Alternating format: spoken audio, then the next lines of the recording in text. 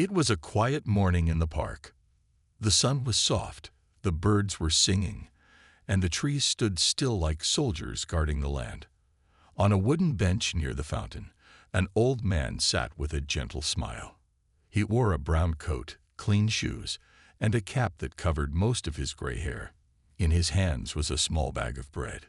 Slowly, he fed the birds that gathered around his feet. People walked past him. Some smiled. Some ignored him. But he didn't care. He was at peace. Then, a police car stopped nearby.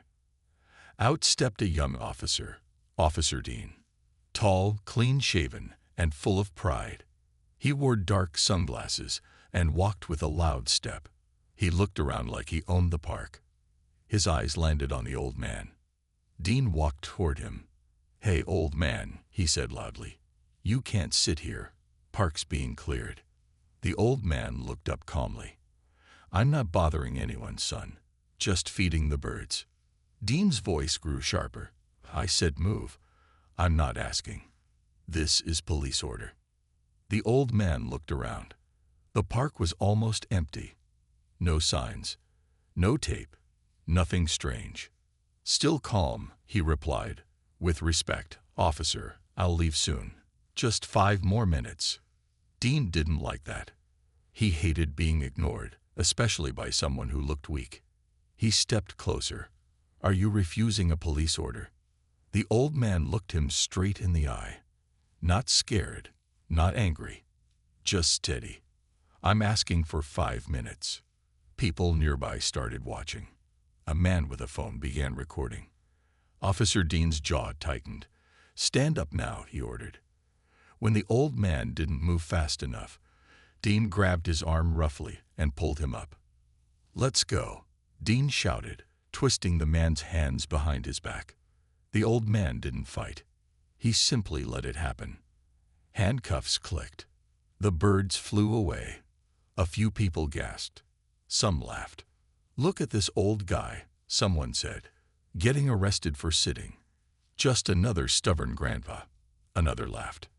Dean led the man toward the police car. Still, the old man said nothing. No anger, no fear. From across the park, another old man stood watching. He had a walking stick and wore a faded military cap. He shook his head slowly and whispered to the man beside him. "Do they know who he is?"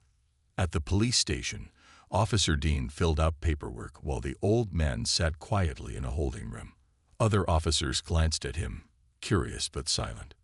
He didn't complain, didn't even ask for water, just sat with his hands folded, eyes closed. Dean laughed with another officer. "Tough guy, huh? Thinks he's special." From the desk, the receptionist picked up a phone call. It was a routine check-in. "Any new arrests?" the voice on the line asked. "Yeah," she replied. "One old guy. Name says Arthur Rayner." There was silence. "Say that again," the voice asked quickly. "Arthur Rayner." On the other end, a heavy breath. Then panic. "You did what?" The receptionist froze. The voice continued, sharper now. "Tell me you're joking. You arrested General Arthur Rayner." The woman's face went pale. I didn't know." Officer Dean brought him in. He didn't say who he was. "Get your chief on the line. Now." The call ended. Inside the holding room, General Rayner opened his eyes. He had heard everything. Still, he didn't move, didn't smile, just waited. The station began to stir. Phones rang. Officers whispered. One checked the computer, eyes wide. "Sir, this man, he's not just anybody. He's..." Dean rolled his eyes. "What now?" "He's some war hero." The other officer stared at him. "No, Dean. He's the war hero." Dean looked through the glass at the quiet old man. And for the first time that day, he felt fear. The police station was no longer quiet. Phones were ringing. Officers were walking faster. Whispers spread like fire. Everyone was asking the same question. Did Officer Dean really arrest General Arthur Rayner? Inside the holding room, the old man sat still, hands resting on his knees. His eyes were calm, but sharp, like someone who had seen too many storms and had survived them all. Outside, Officer Dean was confused. "What's going on?" he asked another officer. "Check the computer," the man replied. Dean sat down and typed the name, Arthur Rayner. What he saw next made his hands stop moving. Medals, honors, photographs. A younger version of the man he arrested was on the screen, standing tall in a war zone, dust on his face, eyes full of courage. Soldiers surrounded him, looking at him with respect. Dean scrolled down. General of the Army, two-time Medal of Valor recipient, saved 42 soldiers in one mission. Led rescue operations in 3 countries. Retired with honors. Dean swallowed hard. No, this can't be him. That guy's a legend. Another officer leaned in. "You didn't even ask for ID." Dean stood up. He looked like a nobody. "Exactly," the officer said coldly. "And that's why you failed." Flashback. 25 years ago. The desert was hot, the air filled with dust and danger. A young soldier, Arthur Rayner, led his team through enemy lines. Explosions shook the ground. Bullets flew past them, but Rayner never flinched. "Stay low. Keep moving," he shouted. They followed him without question. His voice brought hope. His courage made others believe they could survive. One night, their base was attacked. Smoke filled the air. A helicopter was hit. Rayner ran toward the fire. "Sir, it's too dangerous," a soldier yelled. But Rayner didn't stop. He pulled out 3 wounded men from the flames. His hands burned, but he kept going back. For that act, he earned his first Medal of Valor. Flashback. 10 years ago. An earthquake hit a small country. Thousands were trapped. While most waited for rescue teams, Rayner flew in with his men. He climbed broken buildings, carried children, gave food to crying mothers. When one reporter asked him why he was there, he replied, "Because I don't leave people behind. Not in war. Not in peace." Today, back at the police station, Chief Ramirez arrived. His face was red with anger. He walked straight to Officer Dean. "You arrested General Rayner?" he asked, his voice low but dangerous. Dean looked down. "I didn't know." "That's your job," the chief shouted, "to know before you throw someone in cuffs." Dean stammered. He didn't act like a general. "He doesn't have to," the chief said. "His actions already speak louder than your entire career." Inside the holding room, Chief Ramirez entered. "Sir," he said, standing straight, "please forgive us. We made a mistake." Rayner stood up slowly. He wasn't angry. His voice was steady. "You made more than a mistake, Chief," he said. "You made a judgment." Ramirez nodded. "I understand. I'm truly sorry." Rayner looked at Dean through the glass window. "That young man, he's not ready to wear the badge." Dean looked away. Rayner turned back. "But he can learn, if he wants to." Outside the station, something unexpected was happening. A crowd was forming. Veterans, old soldiers, young cadets, even people who had seen the arrest video online. One man held up a picture of Rayner in uniform. Another had a sign, "You don't arrest heroes." Officer Dean looked out the window. His mouth went dry. He saw men in wheelchairs, wearing medals, saluting the station. One woman held a flag. A small child wore a toy army helmet and asked his mom, "Is that the real general?" The city had remembered. Back inside, Chief Ramirez picked up the phone. "We're arranging an escort. He leaves with honor." Rayner raised a hand. "No need for that. Sir, I'll walk out the same way I walked in. No drama. No noise."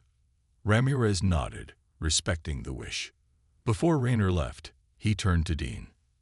"Next time you see someone quiet," he said, "remember, Real power doesn't need to shout. Dean stood frozen. Rayner walked out, slow but proud. The door opened, and the crowd outside stood in silence.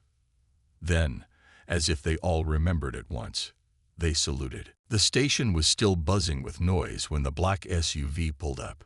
It was large, shiny, and had no police markings, but the driver wore a uniform that demanded respect. Out stepped a tall, well-built man in his late 40s. His shoes were polished, his chest carried medals, his eyes were sharp. He walked straight through the front door of the police station without stopping. "Who is that?" one young officer whispered. Another replied softly, "That's Colonel Hayes. He served under General Rayner." Inside, Officer Dean was still standing in silence. He had just watched the entire crowd outside salute a man he had arrested like a criminal. He had seen children cry with pride, veterans raise their hands, and his own fellow officers hang their heads. Now, as Colonel Hayes walked in, the station grew quiet again.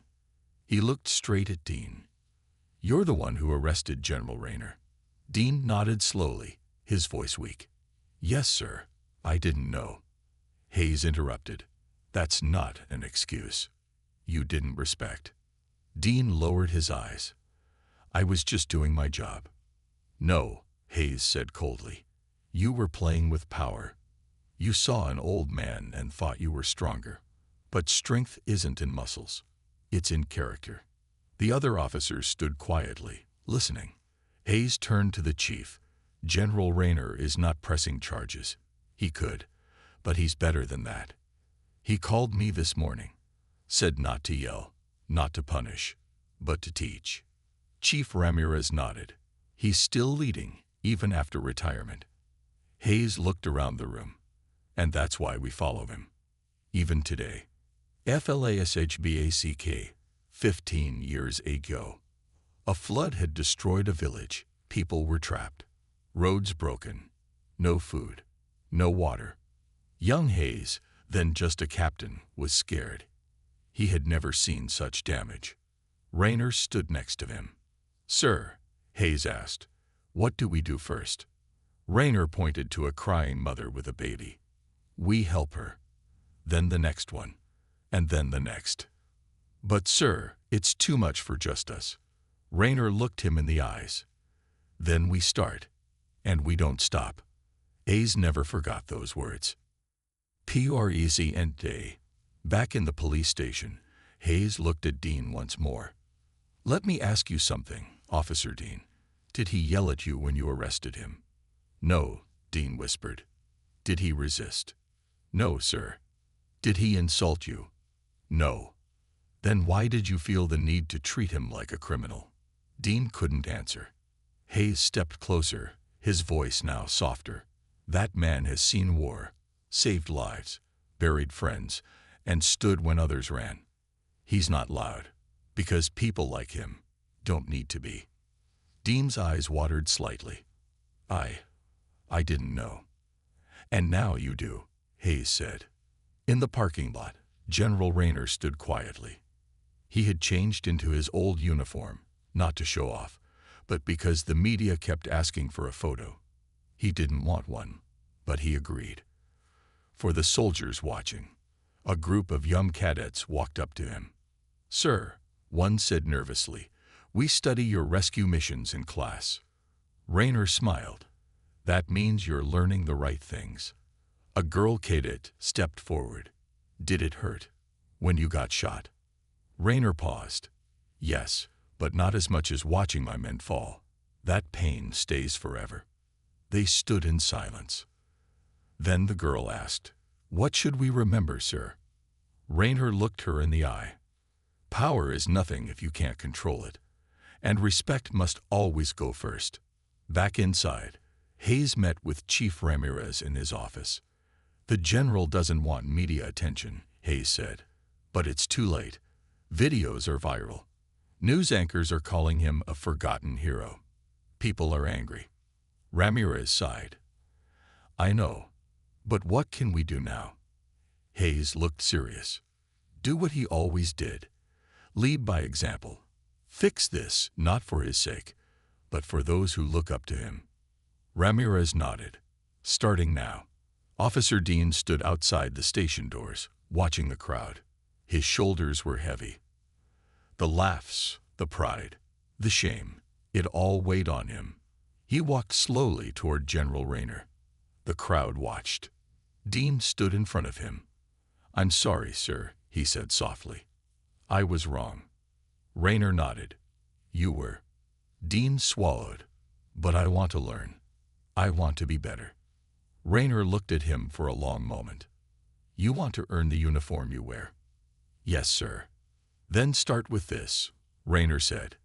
He pointed to an elderly man in the crowd struggling to carry a chair. "Help him. Not for the cameras, not for the crowd, just because it's right." Dean walked over and helped the man without another word. For the first time, the crowd clapped, not for Rayner this time, but for the lesson he just taught. The wind was quiet, but General Arthur Rayner's phone buzzed with a message that would shake everything. He read it once, then again. His eyes narrowed. His fingers tightened around the phone. Behind him, Colonel Hayes stepped forward and spoke quietly. "Sir, is it true?" Rayner gave a slow nod. "Yes, they're calling me back. It's official. One last mission." Back at the police station, Officer Dean was helping the elderly man put his chair into a car. Sweat rolled down his forehead, but for once, he didn't care about how he looked. He was focused, gentle, respectful. When he turned around, he saw Rayner and Hayes standing by the black SUV, speaking in hushed voices. Something about their posture had changed. The calm was gone. There was tension in the air now. Urgency. Dean walked over. "Is everything okay, sir?" Rayner looked at him. "I need to leave. Now. Is it something serious?" Rayner's voice was steady, but low. "There's a situation overseas. A hostage crisis. One of my former teams is trapped." Dean looked stunned. "But you're retired." Rayner gave a faint smile. "Some things never end. When they call, I go." FLASHBACK. 7 years ago. A rescue mission had failed. 6 men were missing. No communication. No backup. Everyone at the base said it was over. But Rayner disagreed. "We're not leaving them," he said firmly. "But sir," someone said, "the weather is bad. The enemy's closing in." Rayner picked up his gear. "Then we go through the storm." That night, he led a team of 5 through the jungle. No lights, no map, just instinct and courage. They came back with all 6 men alive. One soldier had cried in Rayner's arms. "You came for us, sir." Rayner had whispered, "I always will." Priority in today. Rayner stepped into the SUV. Colonel Hayes opened the door for him. Just before getting in, Rayner looked around. At the crowd, the young cadets, the silent police officers. Then, something happened that no one expected. Officer Dean raised his hand to his forehead and gave a full salute. The entire station froze. It was a perfect salute. Clean, sharp, deep with respect. Rayner stood still. Then, slowly, he returned the salute. For Dean, that single moment meant more than 100 medals. It wasn't just forgiveness, it was trust. The crowd erupted in applause, not for a hero walking away, but for a legacy that was still alive. Hours later, in a secured military hangar, Rayner stood in front of a new team. They were younger, stronger, faster, but their eyes showed one thing. They were nervous. One of them, a young captain named Lewis, stepped forward. "Sir," he said, "we've read your records. We're honored to serve under you." Rayner gave a simple nod. "This isn't about honor. It's about getting our people back." He pointed to the screen. American doctors, engineers, civilians, taken by a group in the mountains. Time is short. We don't go in for glory. We go in to bring them home. The team stood straight, ready. Rayner picked up his old gear, helmet, vest, gloves. He was slower now, older, but no one doubted his strength. One soldier whispered to another, "He's the legend." Meanwhile, back in town, Officer Dean sat alone in the locker room. He kept replaying the moment in his mind. The salute, the words, the respect. He pulled out his phone and typed a message. "Sir, I want to thank you. You didn't just forgive me. You showed me who I should become." He paused, then added, "If you ever need backup, I'll be there." He hit send. In the mountains, night fell fast. The rescue mission began. Raynor and his team moved quietly, hidden in the shadows. He signaled with hand gestures, no words. Every step was careful. Every second counted. The team reached the enemy camp. From a distance, they saw the hostages, tied up, scared, cold. Raynor whispered, "Split up. Surround the camp. On my signal, we strike." As they got into position, one of the younger soldiers asked, "Sir, what if we don't make it back?" Raynor looked at him. "Then we make sure they do." Back in the U.S., news broke. Retired General Raynor leads secret rescue mission. The legend returns. One last operation. He was arrested days ago. Today, he's a hero again. Dean read the headlines, his heart full. He looked up at the sky and whispered, "Bring them back, sir." At the enemy camp, a single bird flew, then a flash of light. Then, boom! Explosions rocked the valley. Smoke filled the air. Raynor's team moved fast. Shots fired. Soldiers dropped. The hostages screamed. Raynor cut one rope after another, yelling, "Go! Move now!" A bullet grazed his arm. He didn't stop. One of the engineers fell behind. Raynor turned back. He lifted the man onto his shoulders and ran. Through fire. Through chaos. Through pain. When the mission ended, they had saved everyone. Not one hostage lost. But Raynor collapsed from exhaustion at the base. A medic rushed over. "Get him help. He's bleeding." As they placed him on the stretcher, Raynor opened one eye. "Did we get them all?" The soldier nodded. "Yes, sir. Every last one." Raynor gave a tired smile, then closed his eyes. The rescue mission was over. The hostages were safe. The enemy camp was destroyed, and every soldier on the team had returned. But General Arthur Raynor lay silent on the hospital bed. His face was pale. Tubes were in his arms, bandages on his shoulder and chest. The doctors worked quickly, whispering orders and checking machines. Outside the medical room, Colonel Hayes waited. His hands were clenched, his jaw tight. He had seen Raynor survive war, lead missions in fire, walk through storms. But now, he was afraid for him. "Come on, old man," Hayes whispered. "You've been through worse." 2 hours later, a nurse walked out. "He's stable," she said, "but very weak. He needs rest." Hayes breathed out slowly. "Can I see him?" The nurse nodded. "Just for a minute." Hayes entered the room. Raynor's eyes were half open. His lips moved slowly. "You made it," Hayes said, smiling. Raynor gave a weak chuckle. "Didn't come this far to stop now." Hayes sat beside him. "The world is watching, sir.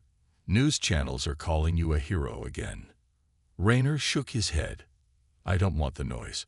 I did my job. That's all." "But people need heroes," Hayes replied.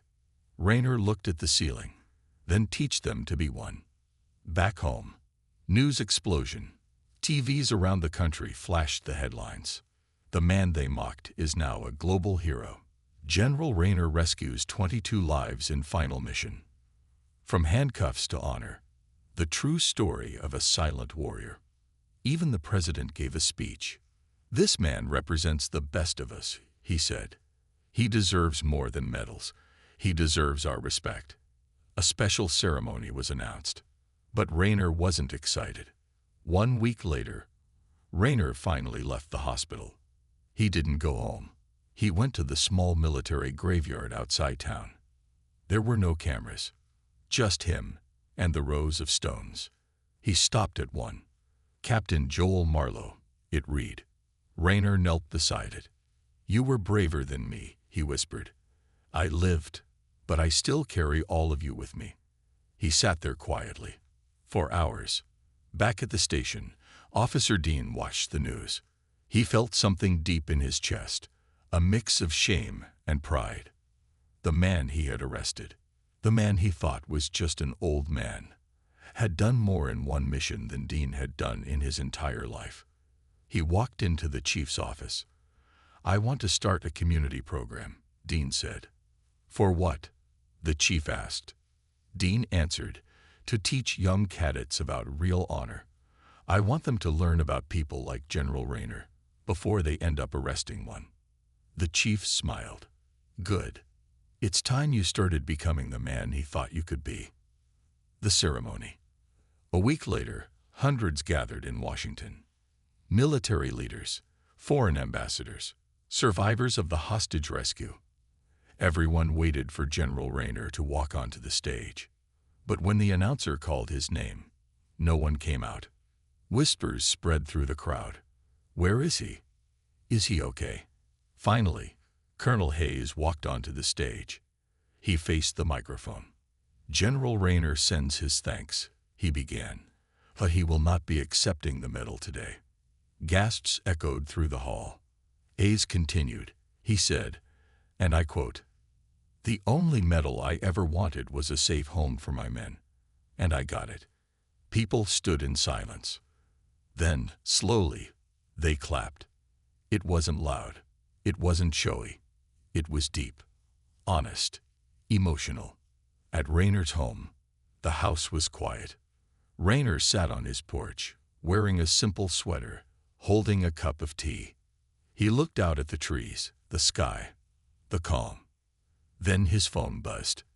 It was a video message from Officer Dean. Sir, Dean said, standing in front of a class of young cadets, I want you to know your story is now part of our training. Every rookie in this department will learn about you, about respect, about what real strength looks like. He saluted the camera. All the cadets behind him did the same. Raynor smiled faintly. Later that evening, a package arrived. It was from the president's office. Inside was the medal Raynor refused to accept. But instead of putting it in a case or frame, Raynor walked over to a small shelf. On it sat a dusty photo of his old unit, laughing in the mud, bruised, tired, and smiling. He placed the medal beside the photo. Not for the cameras, not for history books, but for them. The cold night air blew softly as General Raynor stood in his doorway, staring at the young officer in the black coat. The man's voice was calm, but his eyes showed urgency. Sir, he said, the file was marked top secret, level Omega. Only 3 people had access. You, the late General Matthews, and someone who just disappeared. Raynor's face darkened. That file wasn't just a report. It was a time bomb. The secret file, Project Spectre. 15 years ago, during a dark chapter in a foreign war, Raynor led a mission so dangerous it was buried by the government. They called it Project Spectre, a mission to stop a rebel scientist who had created a powerful AI system that could track, target, and eliminate human threats in seconds. The mission was successful. The system was destroyed, or so they thought. Raynor never told anyone that one copy of the code was stolen by someone from their own side. That information was in the file. If it fell into the wrong hands, the consequences could be deadly. Raynor stepped back into his home. His body still ached from the last mission, but his mind was alert. He opened a drawer and pulled out a box. Inside, old dog tags, a worn notebook, and a photo of a man, Elias Vorn, the tech officer who went missing during the Spectre mission. Vorn was brilliant, but unstable. Raynor whispered, "It's him. It has to be." Meanwhile, at a cyber facility in Europe, a man in a lab coat stood in front of a huge screen filled with code. He was older now, balding, with sunken eyes, but the badge on his chest read one word, Vorn. He watched as the stolen file loaded onto the system. After all these years, he whispered, they left me behind. But now, they'll see what I've built. The Spectre lives again. He pressed a button, and somewhere across the globe, military drones powered up without permission. Back in the U.S., Rayner and the young officer, whose name was Carter, were now inside a quiet command room. Colonel Hayes joined them via satellite. The file confirms it, Hayes said. Vorn has resurfaced, and we just lost contact with 2 drone bases. Rayner leaned forward. If he's using the Spectre code, he can hijack entire systems. We'll lose more than drones. He could take down cities. Hayes nodded grimly. We need you to stop him. Sir, one last time. Rayner sighed. It's never the last time, is it? He picked up his coat. Prep a flight. We're going to Europe. 48 hours later, somewhere in Switzerland, Rayner, Carter, and 2 special ops officers landed near a hidden facility in the mountains. The team was small, fast, silent. The air was cold, the ground covered in snow. As they hiked closer, Carter whispered, "Why would Vorn do this? He was one of us." Rayner's voice was low. He wanted to lead, but no one trusted him. He said we feared his mind. Maybe we did, but now he's letting his anger control him. They reached a bunker door. Rayner looked at it and said softly, "I remember this place.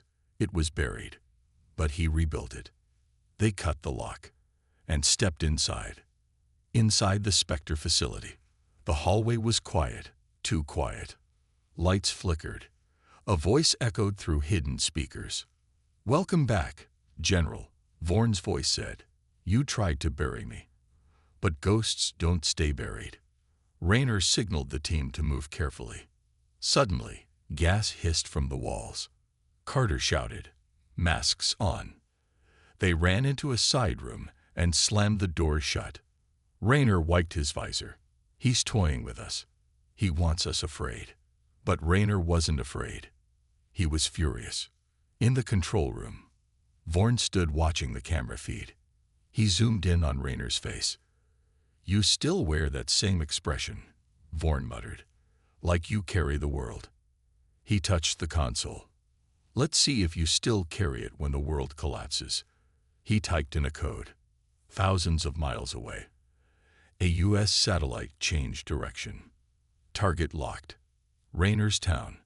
Back inside the bunker, Rayner's team pushed forward, reaching the final chamber. The door opened with a loud creak. Inside was Vorn, standing calmly, wearing a black coat, face unreadable.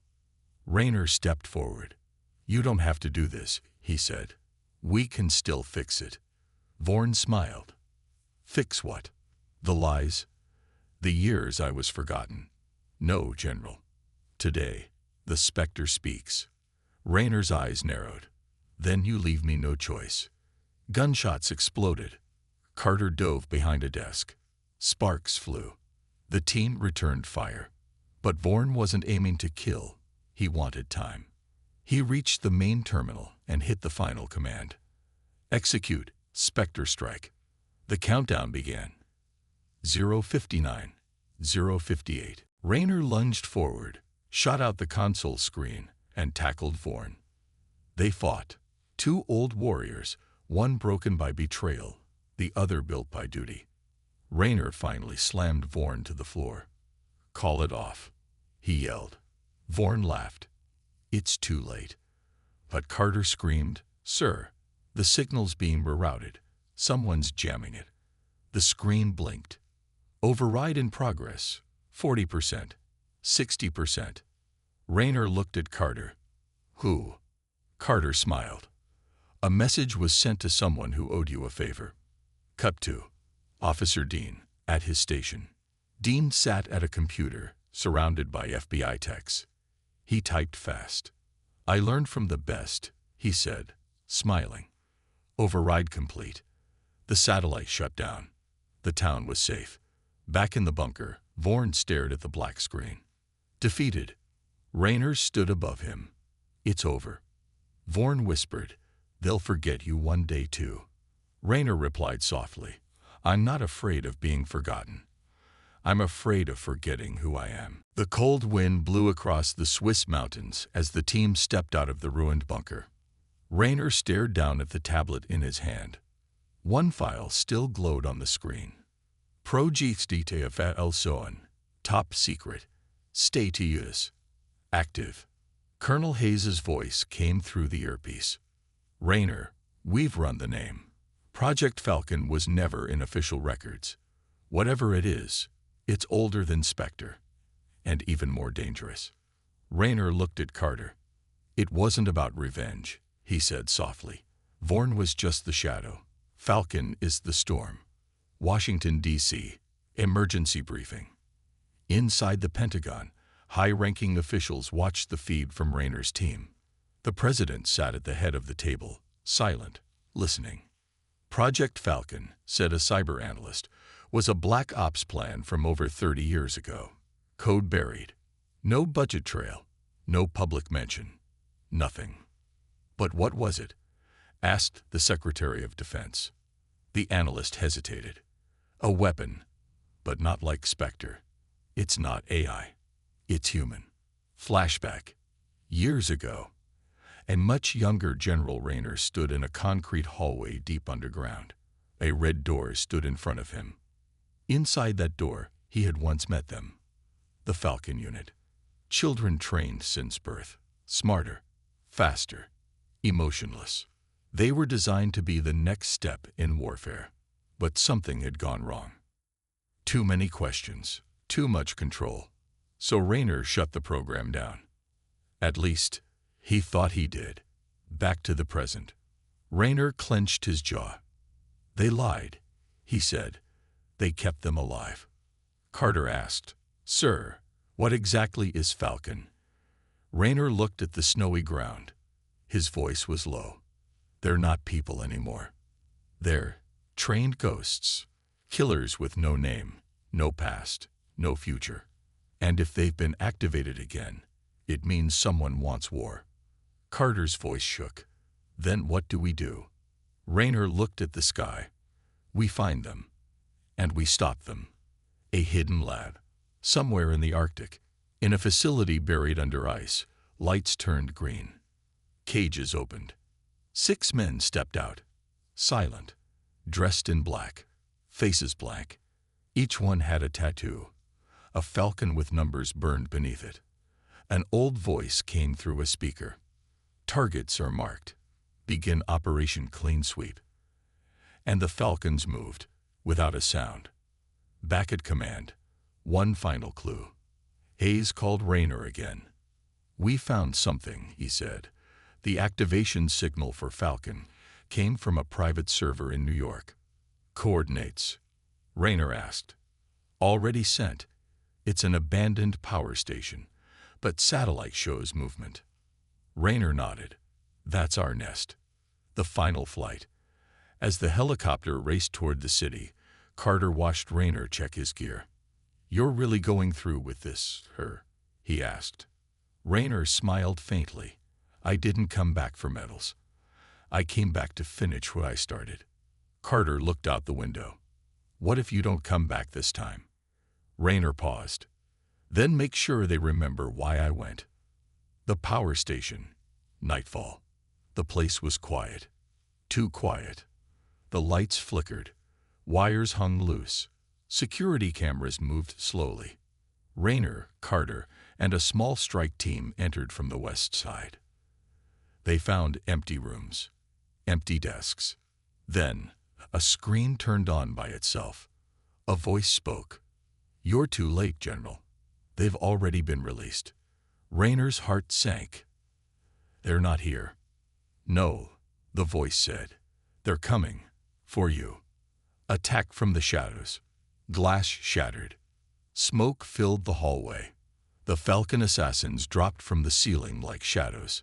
Fast. Silent. Deadly. One soldier was down before he could scream. Rayner pulled Carter behind a desk. They don't feel pain, Rayner warned.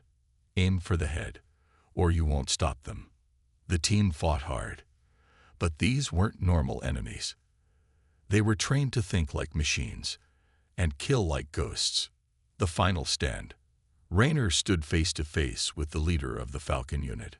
Number 01. He was taller than Rayner remembered. Colder. Rayner lowered his weapon. I trained you, he said. I ended your program. I tried to save you. 01 tilted his head. No one can be saved from what they are. Rayner's eyes were sharp. Then maybe you don't know who you really are. And they fought. The battle was brutal. Rayner moved slower now, but with experience and purpose. 01 was faster, younger, but lacked one thing: heart. In the end, Rayner pulled a hidden blade from his boot and drove it into 01's chest. You were never a weapon, he whispered. You were a man, and they took that from you. 01 fell back, silent, and Rayner stood, breathing hard. The shutdown code. Carter rushed in. We found the server, he said. Rayner limped toward the console. He pulled out the same old hard drive from the Spectre mission, plugged it in. A window popped up. Shut down all active units. Rayner hit yes. Across the globe, the Falcon units froze, like machines with their power cut. And just like that, the threat ended. Weeks later, peace returns. The news didn't tell the full story. They said a secret threat was stopped by a brave team of soldiers. That order had been restored. But they didn't say who. Rayner refused the spotlight again. Instead, he went home, sat on his porch, sipped his tea, watched the sky. One last gift. One morning, a package arrived. No return name. Inside was a folded note. You stopped the storm. You gave me back my name. Thank you. 01. Underneath the note was a dog tag. Just one word carved into it. Human. Rayner smiled, closed the box, and looked at the trees. It had been 3 months since the Falcon threat was stopped. General Rayner had gone quiet again, living in peace. The world had returned to normal, at least on the surface. But not everything had ended, because someone had been watching. Not from the battlefield, not from the skies, but from behind a glass wall, in a secret room, far below the earth. Undisclosed location, the Red Room. A dark figure stood in front of a giant wall of screens.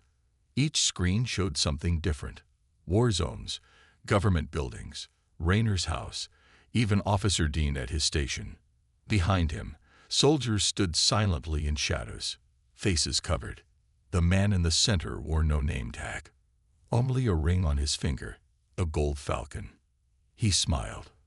So the general stopped them, he whispered. Good. He turned to his guards. Now it's our turn. Rayner's home. Trouble returns. Rayner sat in his small cabin, sipping tea. Birds sang. Trees rustled.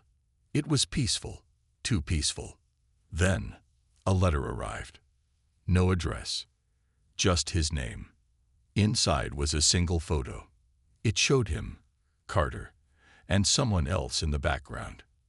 Someone blurry, dressed in black, watching them. The back of the photo read, You stopped the pawns, but the king is still standing. Rayner's hands tightened. He thought it was over. He was wrong. The call no one expected. Colonel Hayes rang him in the evening. His voice was low, serious. Sir, we have a problem, he said. There's chatter on the Deke network. Someone's been collecting data on every operation you've ever led, including Project Spectre and Project Falcon. Rayner asked, Who? Hayes hesitated. We don't know, but they're using old codes, ones only the highest ranks would know. Someone above us. Rayner's chest tightened. That meant only one thing. A traitor. Meanwhile, Officer Dean investigates. Back at the city precinct, Officer Dean had grown curious. After what happened with Rayner, he couldn't just go back to writing parking tickets. He started digging into military records, old files, hidden data leaks. And then he found something strange. A code name, Project Ember. No files, just a symbol. A falcon, burning. Dean swallowed hard. This wasn't just another project. This was the beginning of them all. Rayner and Carter reunite. Rayner met Carter in a quiet diner outside the city. They sat in a back booth, both tense. "Something's coming," Rayner said. Carter nodded. "And it's bigger than Spectre or Falcon." Rayner handed him the photo. Carter studied the shadowy figure. "I've seen that blur before," he whispered. "In war reports, in embassy footage, always just outside the frame." Rayner nodded. "He's not a man. He's a ghost. The secret buried below." That night, Rayner took Carter to an abandoned military site, an old base no longer on any map. There, hidden beneath steel doors, lay the Ember files. Files even Rayner was once ordered to destroy. But he didn't. Because deep down, he knew someone might return. They opened the dusty crate. Inside, maps, names, coordinates, and one file marked, "The One Who Watches." Rayner stared at the file. "It was never Vorn," he whispered. "It was always him. He built Spectre. He trained Falcon. He is Ember." Global trouble brews. In the next few days, a nuclear submarine vanished. A satellite feed was hijacked. An international peace meeting was suddenly canceled. Someone was pulling strings. Someone who knew every weakness in the system, because he designed the system. The return of the general. Rayner contacted Hayes. "Call back the old team," he said. "Carter, Dean, even the ones who left. We're going to find him." Hayes asked, "What's the mission called?" Rayner looked at the burning falcon symbol. He clenched his fist and said, "Operation Emberfall."